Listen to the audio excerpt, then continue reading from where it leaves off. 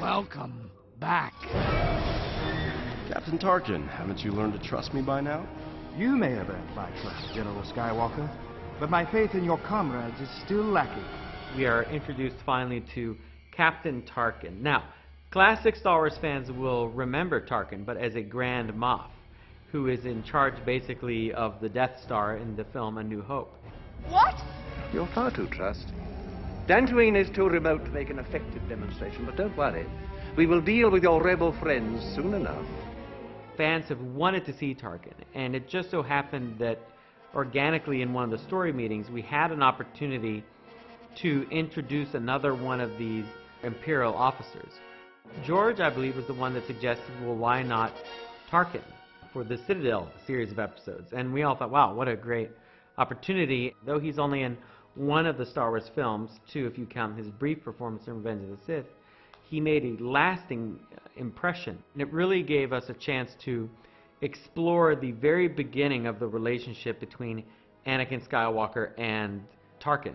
How they have similarities, how they kind of think the same. Have I offended you? No.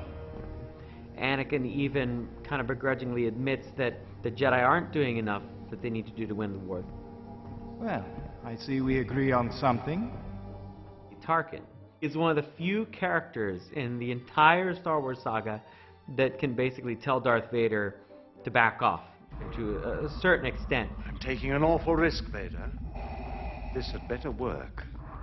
When you get a character like Tarkin, someone that's been in the classic film, the crew always responds. I think there's this little bit of extra effort that goes into everything surrounding that character.